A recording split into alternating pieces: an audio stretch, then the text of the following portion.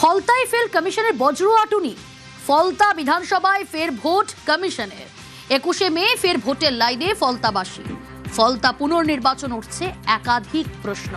সোমরাজ রয়েছে আমার সঙ্গে। সোমরাজ, ফলতায় কমিশনের যে বজ্র আটুনি, যেভাবে ভোট হলো আবার ভোটের লাইনে দাঁড়াতে হচ্ছে সেখানকার ভোটারদের, তাহলে কমিশনের যে বজ্র আটুনি তা তো ফসকা গেরো।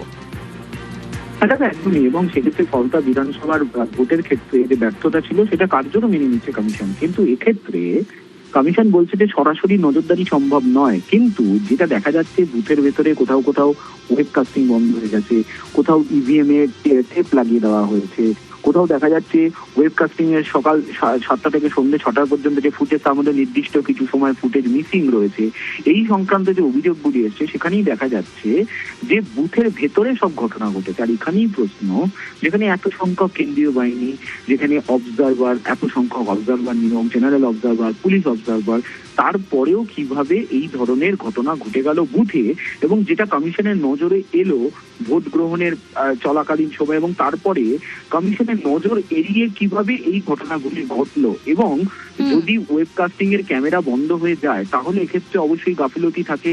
বুথে যারা দায়িত্বপ্রাপ্ত নির্বাচন কমিশনের আধিকারিকরা ছিলেন, অর্থাৎ প্রিসাইডিং অফিসার থেকে শুরু করে যারা পোলিং অফিসার, পোলিং পার্টি ছিলেন, অর্থাৎ ভোট কর্মী যারা ছিলেন, তাদেরও একটা দায়িত্ব থাকে। সেক্ষেত্রে তাদের বিরুদ্ধে কি পদক্ষেপ করবে কমিশন? যদিও কমিশনের ব্যাখ্যা যে আগামীকাল ভোট গণনা রয়েছে, ভোট গণনা হওয়ার পর কমিশনের তরফে এই পদক্ষেপ করা হবে, সবার বিরুদ্ধে অ্যাকশন হবে, এটা কমিশনের অবস্থান। কারণ কমিশন মনে করছে বুথের ভেতরে যারা ছিলেন তাদেরও গাফিলতি এড়ানো যায় না, অর্থাৎ তারাও গাফিলতির দায় এড়াতে পারেন না, ফলত তাদের বিরুদ্ধেও কমিশন পদক্ষেপ করবে। কি পদক্ষেপ হতে পারে? এক্ষেত্রে 3 ধরনের পদক্ষেপ হতে পারে। 1, জেল; 2 হচ্ছে তাদের সাসপেন্ড করা হতে পারে; 3 হচ্ছে তাদের বিরুদ্ধে বিভাগীয় তদন্ত শুরু করতে পারে কমিশন। এই 3 ধরনের পদক্ষেপ করা যেতে পারে, কিন্তু আপাতত নয়। আগামীকাল ভোট গণনা রয়েছে, তারপর কমিশন অ্যাকশন শুরু করবে, তেমনটাই কমিশনের ব্যাখ্যা। বেশ, के जितने भी लोग हैं अच्छी तरह से समझ लें कि अगर किसी ने बदमाशी करी तो उनका कायदे से इलाज किया जाएगा। फिर अगर कहीं से खबर आ गई कि किसी ने कोई खुराफात करने की, किसी को परेशान करने की कोशिश की है, तो फिर उसकी खबर फिर अच्छे से लेंगे हम। ये जहांगीर के घर वाले भी खड़े हैं, उसको बता देना कायदे से। ये बार बार जो खबरें आ रही हैं कि उसके लोग धमका रहे हैं, तो फिर अच्छे से खबर लेंगे, फिर बाद में रोना पछताना मत। ये जहांगीर के घर वाले भी खड़े हैं, उसको बता देना कायदे से।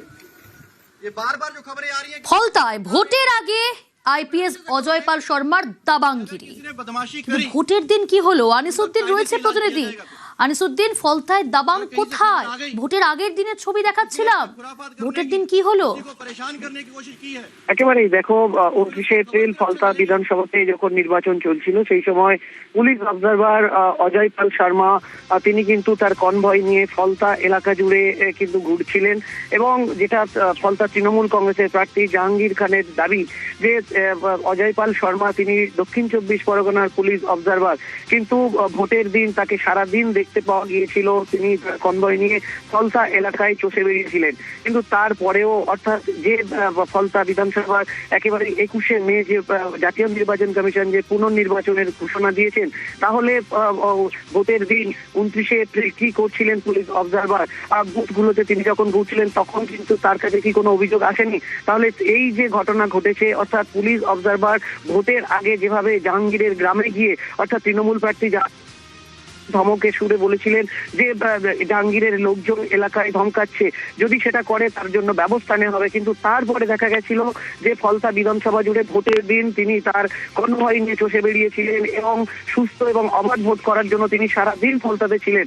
প্রশ্ন এই জায়গায় সাধারণ মানুষ তুলছে যে তারপরেও কেন এইভাবে এই পুনর্নির্বাচন, সব বুথে পুনর্নির্বাচন করতে হচ্ছে? কারণ তুমি জানো, সাধারণ মানুষ তারা ভোট দেওয়ার জন্য ছুটি নিয়ে আসে, বা পরিযায়ী শ্রমিকরা তারা বাড়ি ফিরেছিল, ভোট দেওয়ার পরে অনেকেই চলে গিয়েছে। এলাকার বাসিন্দারা যেটা বলছেন যে বারবার লাইনে দাঁড়িয়ে তাদেরকে ভোট দিতে হবে, তাহলে সাধারণ মানুষ যখন এই লাইনে দাঁড়িয়ে আবার ভোট দেবে, তাহলে এর জন্য যারা দায়ী, অর্থাৎ এই পুনর্নির্বাচন যে দায়িত্ব, অর্থাৎ নির্বাচনের দায়িত্বে যারা ছিল তাদের জন্য এই পুনর্নির্বাচন হচ্ছে, তারা কি তাহলে সঠিক নজরদারি করেনি? তাদের কি কোনো শাস্তির ব্যবস্থা হয়? তাহলে কিন্তু এই প্রশ্নটাই তুলছেন ফলতাবাসী। बाद में रोना पछताना मत। ये जहांगीर के घर वाले भी खड़े हैं, उसको बता देना कायदे से। ये बार बार जो खबरें आ रही हैं कि उसके लोग धमका रहे हैं, तो फिर अच्छे से खबर लेंगे।